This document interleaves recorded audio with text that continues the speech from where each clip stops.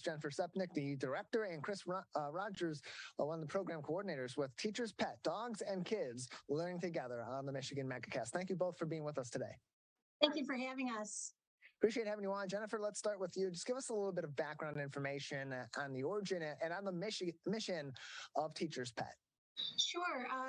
So I'm a program coordinator, and I also work with Teachers Pet, which is a nonprofit. I'm a board member for the organization, a facilitator of one of the programs, and we're housed at Children's Village. And so what are some of the services that are provided by Teachers Pet to connect children in Michigan who are at risk, to programs that provide them an outlet to learn and to also to have that interaction outside of school and other activities that keep them occupied? So when I describe Teachers Pet to people, I usually base it kind of on it's similar to pit bulls and parolees, because everyone's familiar with that off TV. We don't have the dogs housed at the facilities where we work, but we bring dogs over from shelters. Oakland County Pet Adoption Center, the Michigan Macomb Humane Society. We transport the dogs to where our students are. And like you mentioned, it is an outside of the school day activity. So it's kind of like an extracurricular for kids who maybe don't have that opportunity where they are housed. And we work with the kids for 2 hours, 2 times a week.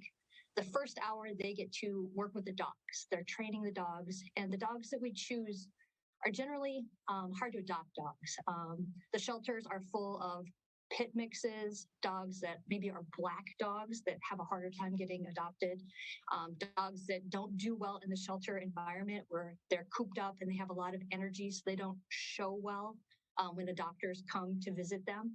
So we give those dogs an hour-long break to kind of get out their wiggles, get out their energy, and also get a chance to get trained. So instead of jumping up, learning how to sit when someone's approached. So our students work with the dogs for an hour. And while on the surface, we really want the dogs to get adopted, I'm a teacher. I come from a 24-year teaching background. Underneath, we're really improving the lives of the kids. They are learning perseverance, they're learning dedication, they're learning empathy while they're working with the dogs. So we're giving them situations in which they can be successful. And then the second hour of class, we end up doing classroom time, where we teach them dog-related issues. They learn about dog fighting, they learn about different kind of breeds, they learn about puppy mills, overpopulation in the kennels.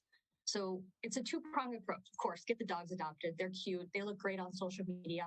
But really, we're in it to get the kids learning life skills. And as Jennifer and I talk about a lot, if we can just redirect the path of some of these kids to a different, more productive lifestyle through working with the dogs, we find success.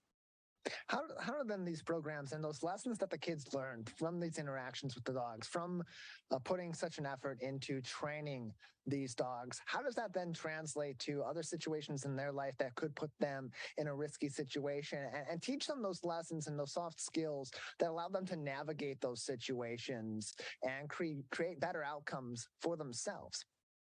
So the philosophy of Teachers Pet promotes kindness, compassion, empathy.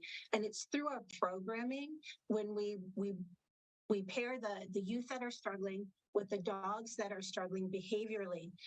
So it helps them connect in a way and builds that relationship. So they can kind of relate to the animal, to the shelter animal. And it gives them a safe space to grow.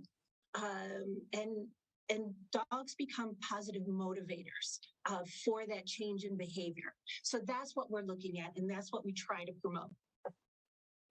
We're joined by a couple of individuals from Teachers Pet. You can find more information on this organization by visiting teacherspetmi.org. Jennifer Sepnick and Chris Rogers from Teachers Pet, Dogs and Kids Learning Together, join us on the Michigan MegaCast. Again, more information can be found on teacherspetmi.org. And so how do kids get involved in this program? Are they referred to the program? Are they reaching out to other families, then reaching out to you to get them into the program? How does that interaction begin, Jennifer? So we have different areas. So we work with Macomb County Community Health. We partner with them over at Humane Society of Macomb. It's in Macomb County. We also work with kids that are up at Crossroads for youth and kids that are being housed at Children's Village. So they're very specific populations. The kids from Macomb Community Health, they're able to come into the shelter, where the kids for Children's Village and Crossroads, they are in the facility, and we bring the dogs to them. Well, they can have an application, but again, it's not an outside program for people in the general community. We are working, like what Jennifer said, with very specific populations that are in programs or are in treatment or something like that, so that we offer this to them. We're joined by Jennifer Sepnick, the director, and Chris Rogers, program facilitator at Teachers Pet, joining us on the Michigan MegaCast. Christine, what are some of the results of this program in terms of the outcomes for the kids, but also for the dogs that are involved in this program, and the ways that both are positively impacted in the long run once they have completed this program? Well, I think we can start with the dogs. In just this session where Jennifer and I are working at Children's Village, we have had 3 dogs adopted. So our students have worked with the dog, and 3 of them have found homes, which is fantastic, because when a dog is adopted out, while our students are heartbroken to see, this animal that they bonded with, we do work really hard to remind them that they saved a life. Because now that dog's been adopted, we can have another dog come into our program, get the skills, and continue the cycle of positive adoptions. So for the dogs, we're getting them adopted. And even the dogs that don't necessarily get adopted out, the fact that they get a break from the shelter. Shelter environment is loud and very chaotic, and they get loved on. I mean, seeing teenagers, and we're working with all females in the population, but we've worked with all males, and watching a big boy, teenage boy, do baby talk. I mean, just the dogs are getting so much. And then that speaks to what the kids got of it. I think Jennifer mentioned that it gives the kids a safe space. Like, kids who are in some of these programs haven't had a smooth life.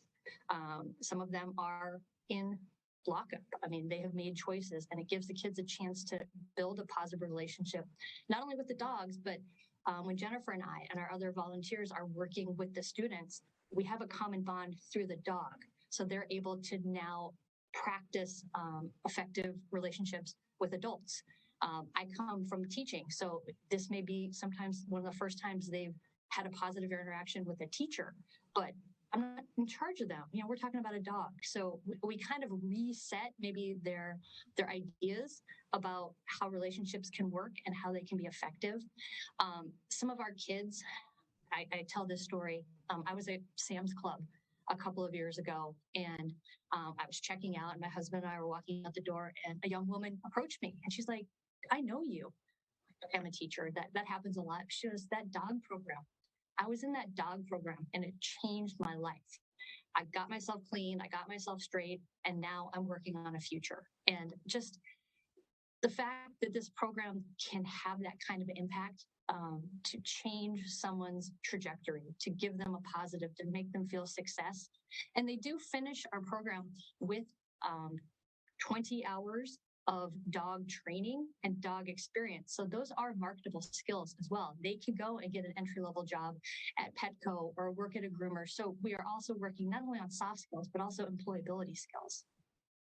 We're joined by Jennifer Sepnick as well as Chris Rogers from Teachers Pet, Dogs and Kids Learning Together on the Michigan MegaCast. More information can be found on teacherspetmi.org, teacherspetmi.org. And Jennifer, going back to you, as this organization is beginning and was first put into effect, why the relationship between kids and dogs in providing these services to kids? What about that relationship was special and was the focal point in trying to provide these life lessons to kids?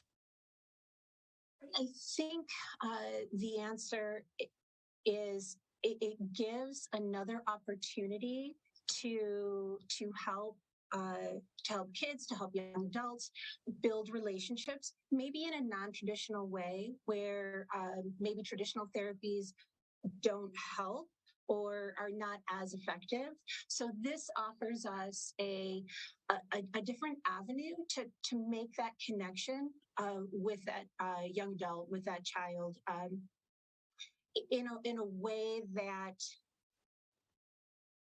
is positive for both kids and for the animals. So, like Chris said, it's a two-pronged approach, but I really think it's just giving us another avenue to make that connection with the kids.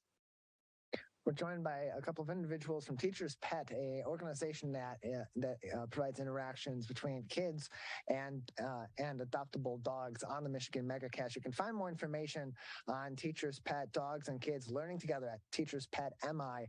I want to give you both an opportunity to talk about some upcoming events that people can join in on to support the organization. In particular, in November, it's the Casa Barca event happening November 18th at 6:30 at the Emerald Theater in Mount Clemens. Tell us about that event, how people can participate, and how the proceeds help your organization continue its great work.